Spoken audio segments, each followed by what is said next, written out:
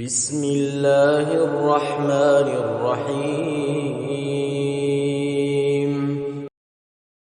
وأعتزلكم وما تدعون من دون الله وأدعو ربي عسى ألا أكون بدعاء ربي شقيا فلما اعتزلهم وما يعبدون من دون الله وهبنا له إسحاق ويعقوب وكلا جعلنا نبيا ووهبنا لهم من رحمتنا وجعلنا لهم لسان صدق عليا واذكر في الكتاب موسى إنه كان مخلصا وكان رسولا نبيا وناديناه من جانب الطور الأيمن وقربناه نجيا ووهبنا له من رحمتنا أخاه هارون نبيا واذكر في الكتاب إسماعيل إنه كان صادق الوعد وكان رسولا نبيا وكان يأمر أهله بالصلاة والزكاة وكان عند ربه مرضيا واذكر في الكتاب إدريس إنه كان صديقا نبيا ورفعناه مكانا عليا أولئك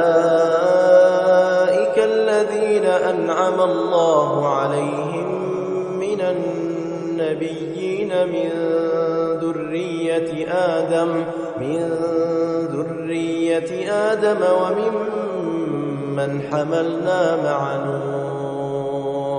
وممن حملنا مع نوح ومن ذرية إبراهيم وإسرائيل وممن هدينا واجتبينا إذا تتلى عليهم آيات الرحمن خروا سجدا وبكيا فخلف من بعدهم خلف أضاعوا الصلاة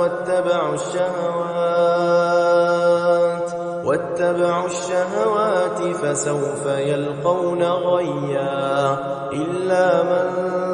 تاب وآمن وعمل صالحا فأولئك يدخلون الجنة ولا يظلمون شيئا جنات عدن التي وعد الرحمن عباده بالغيب إنه كان وعده مأتيا لا يسمعون فيها لغوا إلا سلاما ولهم رزقهم فيها بكرة وعشيا تلك الجنة التي نورث من عبادنا من كان تقيا وما نتنزل إلا بأمر ربك له ما بين أيدينا وما خلفنا وما بين ذلك وما كان ربك نسيا رب السماوات والأرض وما بينهما فاعبده واصطبر لعبادته هل تعلم له سميا ويقول الإنسان أإذا ما مت لسوف أخرج حيا أولا يذكر الإنسان أنا خلقناه من قبل ولم يك شيئا فوربك لنحشرنهم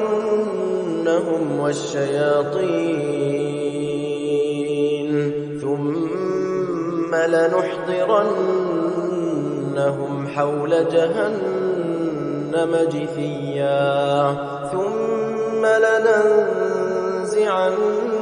من كل شيعة أيهم أشد على الرحمن عتيا ثم ثم لنحن أعلم بالذين هم أولى بها صليا وإن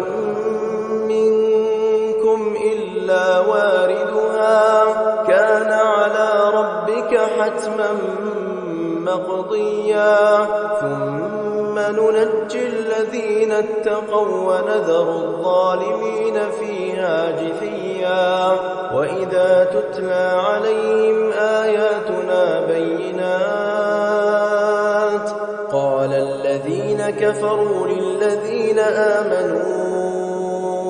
أي الفريقين خير مقاما وأحسن نديا